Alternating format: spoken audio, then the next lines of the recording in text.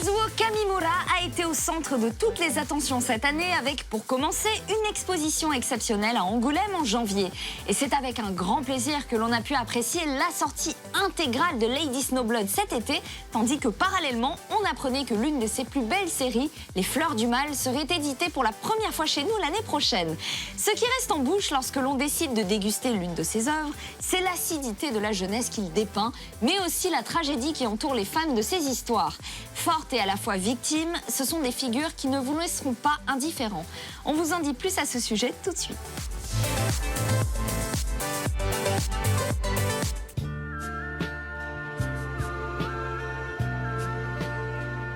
Le regretté Kazuo Kamimura fait partie des légendes du manga.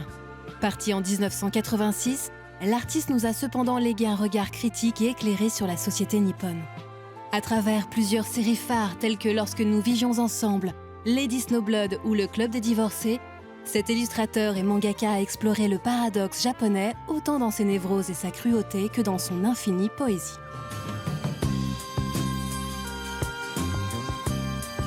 Kazuo Kamimura, c'est un auteur de manga qui est né en 1940, qui est mort prématurément en 1986, à l'âge de 45 ans, et qui a énormément produit en finalement assez peu de temps. C'est un auteur important dans le manga contemporain parce que il est vraiment très en prise avec son époque, très en prise avec la société japonaise.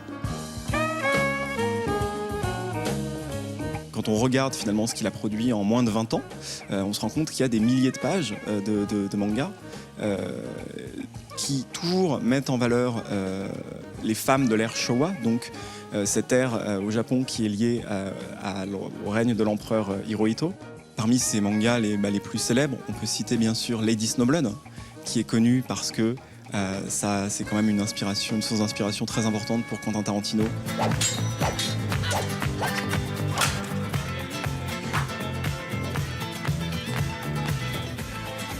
Lady Snowblood, qui est un manga violent, qui est quand même la représentation d'une femme qui cherche à se venger de ceux qui sont responsables de la mort de sa mère. Et il y a à la fois quelque chose d'extrêmement violent, et en même temps, il y a une grande fixité dans l'image. Donc il y a quelque chose de très apaisé, de très posé dans son style, qui est probablement l'une des choses qui le distingue.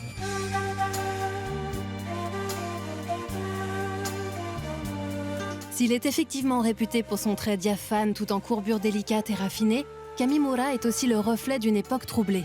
Homme de son temps, son œuvre est marquée par les révoltes étudiantes des années 70, un érotisme contrarié et un permanent plaidoyer pour l'indépendance des femmes.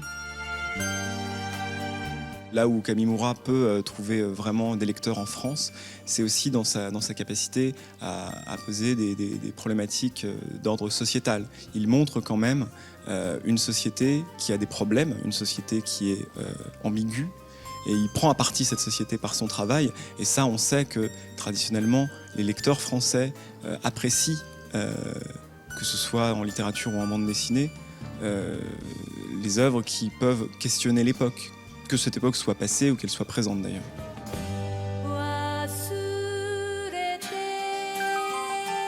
En fait, les étudiants, lors des révoltes étudiantes, des mouvements étudiants de la fin des années 60, portaient des casques sur lesquels figurait le sigle de leur université, ou le sigle assez souvent du Parti communiste. Là, fait aussi, il y a le marteau. Il y a un dessin en couleur où on voit une femme qui est visiblement habillée comme ces étudiants qui sont masqués pour ne pas être reconnus et qui, sur le haut de son visage, porte, elle, le signe de la femme. Et elle est en train de se maquiller. C'est aussi une manière, sans critiquer, au contraire, tout en montrant ce qui se passe, parce qu'il s'agit aussi de montrer ce qui se passe dans la société de l'époque. Mais il n'oublie pas de donner une petite touche de glamour, une touche de féminité. Tout en montrant la contestation, il montre une femme qui se maquille.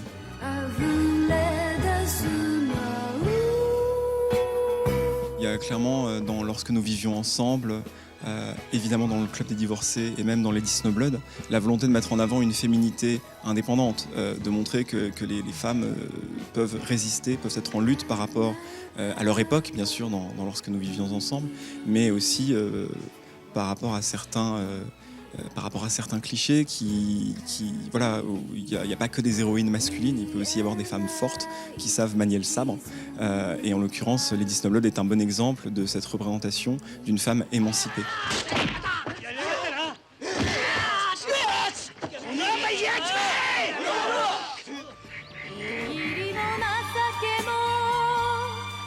En creux, ce qui se dessine, c'est une féminité qui n'est pas forcément aussi facile pour les femmes du Japon des années 70, c'est certain. Il y a à la fois la volonté de représenter des femmes charnelles, elles sont toujours très belles, les héroïnes de Kamimura, elles sont sensuelles, et en même temps ce sont des femmes fortes, ce sont des femmes indépendantes, ce ne sont jamais des femmes objets. Femme bafouée, mère courage, fille de l'air, Kamimura avait trouvé dans la féminité une voix et un cheval de bataille. Profondes et complexes, ces héroïnes gracieuses prennent dans la fiction l'importance et la considération que la réalité leur refuse. Un combat qui, des décennies plus tard, résonne malheureusement toujours de la même pertinence.